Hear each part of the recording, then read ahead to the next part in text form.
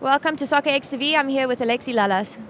How you Hello, doing? Kayla. How you doing? All right? I'm good. That was I'm an good. incredible intro. Thank you. I've been in the business a long time. I've seen a lot of intros. Gonna all do a right. little mic drop right over here. That was pretty awesome. All right. thank That's you. going in the Broadcasting Hall of Fame. Oh, How are you doing? All incredible. right. I'm good, I'm Where'd good. you? I'm working in Miami, right? Pretty nice here, right? Incredible city. It's my Great first time food. here. It's your first time. Yes. Did you go eat any place? Did you go to any restaurants or anything? I think I've been like back to back, but basically there's a place down the road that does chicken tenders and fries. Amazing. Chicken tenders. You came to Miami for chicken tenders. That's what happened. I had an empanada yesterday for the first Did you dip time. them in anything like mustard or anything like that? The Ranch chicken? dressing. You're a ranch girl. Nothing right. spicy. Nothing spicy. All right, what do you want to talk about? How has your experience at Soccerex been? Oh my God! All right, so Incredible, right? I've done Soccerex, many years, and they all have their own, particular type of flavor, Yeah. right? And they all often are relative to where they're happening. We've been to Yes. Miami a couple of times here. First off, the people are really good looking. All right, I don't Yeah. know what it is. I don't know what's going on. There's something in the water here in Miami. But just the aesthetic. I mean, it's pretty impressive how good looking the people are. Yeah. Panels have been great, really interesting and informative. All the booths are really interesting to go around.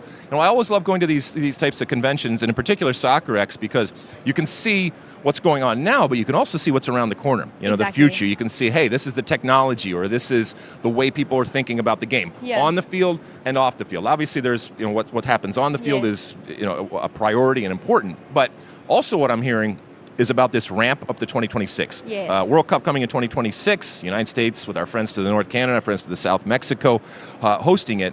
And how are you going to capitalize on that? Because a lot of Exactly. people talk about this ramp, and rightly so, Yeah. because it's a great opportunity.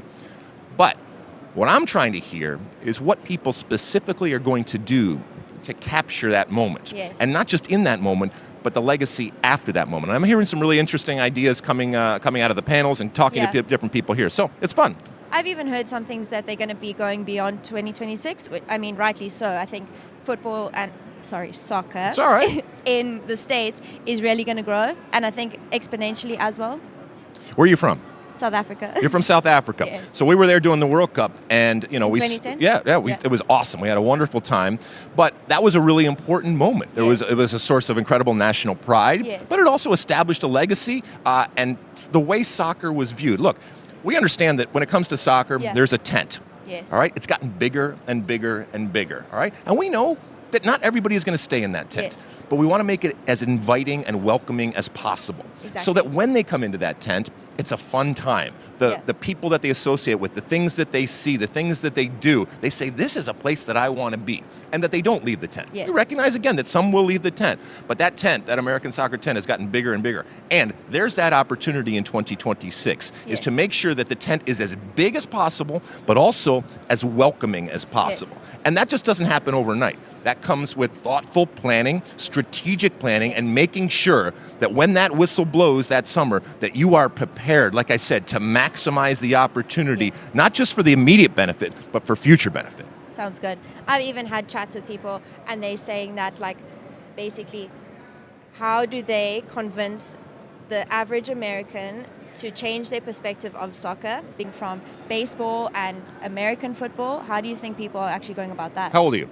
23. You're 23. All right, so I'm 30 years older than you. I am 53. I've been around a while, okay, and I've certainly seen the way that the American soccer landscape has changed. And not just the soccer landscape, the sports landscape, and just the way that my country has changed. Don't let anybody tell you that the U.S. is not a soccer nation. Yes. It is absolutely a soccer nation. It is a soccer culture. It is unique. It is distinct. Yes. It is incredibly discerning. And I would argue, I think, one of the most intelligent fan bases out there, out of necessity. Yeah. Because like you said, we have all of these other sports, we have all of this other history. Soccer has not been king in our country. Yes. So we've had to look all over the world and always doing a compare and contrast, which means that a lot of the American soccer fans, they have incredible pride and loyalty. It is our thing. It's la cosa nostra, our thing.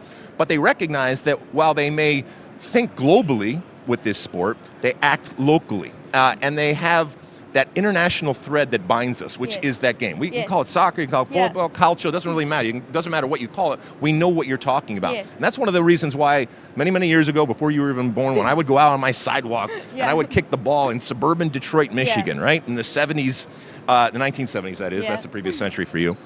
And Wasn't even born I in would that juggle century. I would juggle my ball on the sidewalk. Yeah. And I knew that on the other side of the world, maybe in South Africa, Yeah. there was a kid that was doing the exact same thing. Boy, girl, Yeah. juggling.